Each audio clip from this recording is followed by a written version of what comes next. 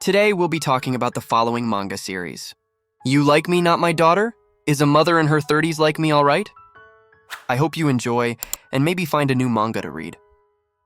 First off we have You Like Me Not My Daughter, a charming age gap romantic comedy manga adapted from Kota Nozomi's light novel series illustrated by Teshin Azuma. The story centers on Ayako Katsuragi, a beautiful 30-something single mother who, a decade earlier, took in her orphan niece Miu after the tragic death of her sister and brother-in-law in an accident. At just 24 years old, Ayako sacrificed her own dreams of higher education and a career to raise Miu as her own daughter, forging an incredibly close mother-daughter bond filled with everyday warmth, teasing, and mutual support. As Miu enters high school, Ayako begins fretting over her daughter's potential romantic interests, particularly their neighbor Takumi, Takun Arasaa, a kind, handsome 20-year-old college student who has been a family friend since childhood. Takumi has tutored Miu for years and frequently visits their home with a bright smile, leading Ayako to assume he's the perfect match for Miu. She even teases her daughter about it, excitedly anticipating the day the two youngsters might start dating. However, everything flips upside down when Takumi requests a private conversation with Ayako. Bracing herself to give her blessing to the budding couple, Ayako is utterly shocked when Takumi confesses his deep, long-standing romantic feelings, not for Miu, but for her. Takumi's love didn't develop overnight. It traces back to when he was just 10 years old. A pivotal childhood moment, getting caught in the rain and being cared for by Ayako, complete with shared baths and warm hospitality, sparked his precocious crush. Over the next decade, Takumi dedicated himself to self-improvement, eating healthily, swimming, because Ayako once offhandedly mentioned swimmers are cool, studying diligently, and even tutoring Miu, all to become a man worthy of protecting Ayako and supporting her family. By the time he's in college, his feelings have matured into genuine single-target devotion, and he confesses boldly, asking Ayako to date him. Ayako, however, is plagued by doubts and insecurities. She views herself as an old maid past her prime, burdened by the responsibilities of single motherhood and the 14-year age gap. Seeing Takumi as the little boy next door, almost like a surrogate son, she struggles with the idea of him loving her romantically. In hilarious attempts to dissuade him, Ayako tries portraying herself as flawed. An alcoholic who can't hold her liquor, a spendthrift with expensive tastes, or a frumpy woman who's let herself go, despite being a head-turning beauty with an enviable figure that causes wardrobe malfunctions and draws admiration everywhere. She highlights her flabby belly or obsessions like the magical girl anime Love Kaiser, but Takumi sees through every ploy, often turning them into endearing moments that only deepen his affection. Complicating matters is Miu, who not only harbors no romantic feelings for Takumi, viewing him purely as a big brother figure despite a forgotten childhood marriage promise, but becomes the ultimate shipper for her mom and Takumi. Burdened by guilt over Ayako's sacrifices, Miu desperately wants her mother to pursue her own happiness. She acts as a gadfly, teasing Ayako relentlessly, fabricating stories, like Takumi having a new girlfriend or even claiming she'll pursue him herself, and engineering situations to force Ayako to confront her growing feelings. Miu's schemes lead to date-peeping mishaps, motivational lies, and heartfelt revelations, adding layers of comedy and family drama. As the story progresses across volumes, the romance evolves from confession and rejection to tentative steps forward. Flashbacks reveal tender childhood interactions, like bridal carries when Ayako drinks too much, or accidental fun bag airbags in the bath. Modern-day hijinks include beach trips with slingshot bikinis, fever dreams featuring sexy Santa outfits, and cosplay contests. Ayako eventually acknowledges her love, culminating in impulsive kisses and admissions, but hurdles remain, clarifying their dating, navigating public perception of the age gap, which surprisingly bothers no one else, including Takumi's supportive parents, dealing with Takumi's ex-girlfriend reappearing, and balancing Ayako's maternal duties with her reawakened desires.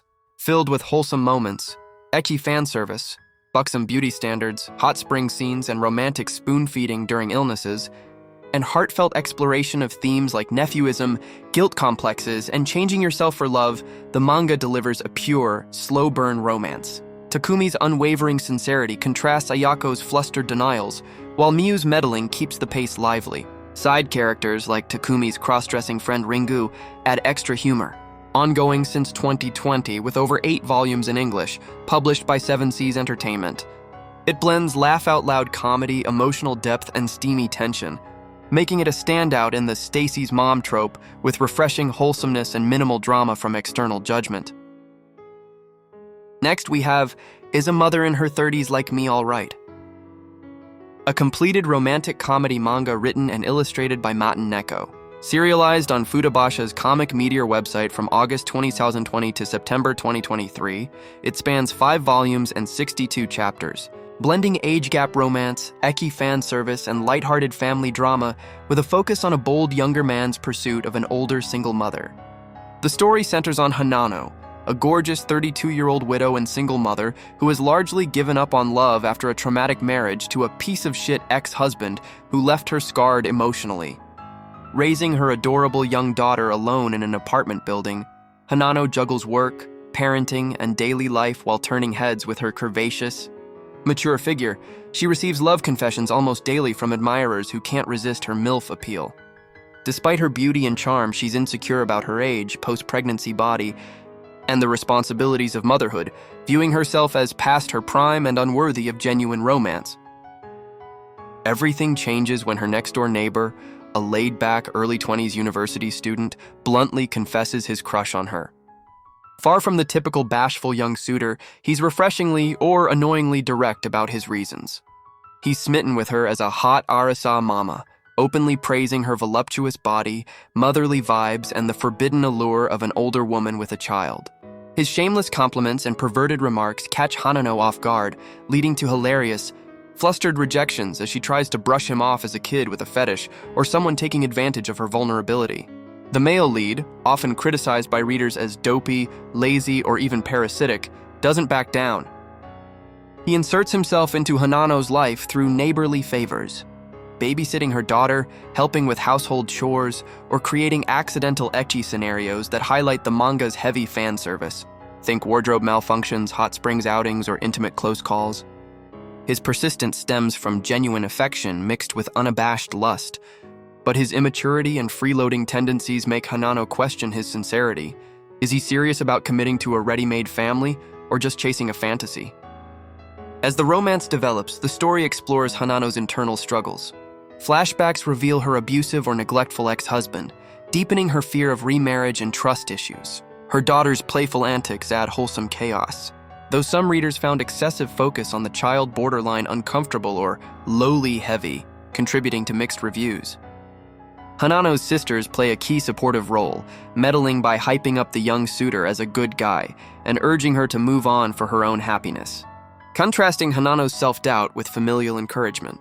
Comedy arises from the age gap hijinks, the guy's bold pickup lines clashing with Hanano's tsundere denials, and ecchi tropes like shared baths, fever caretaking, or beach episodes emphasizing her enviable assets. Yet beneath the fan service lies emotional growth.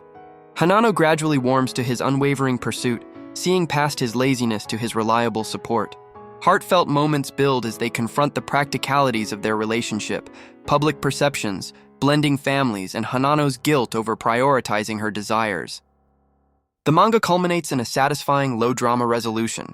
After Hanano's sisters reinforce that the suitor is ideal for her, she reflects on her painful past.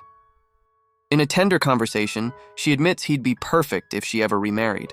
Seizing the moment, he proposes on the spot, and she accepts. A short epilogue time skip shows domestic bliss. He's embraced the role of house husband, assisting with her work and family life. Ending on their wedding photo, a wholesome payoff to the slow burn romance. Often compared to similar titles like You Like Me, Not My Daughter, which fans praise for superior art, storytelling, and character depth, this series leans heavier into straightforward ecchi and a less polished male lead, earning polarized opinions.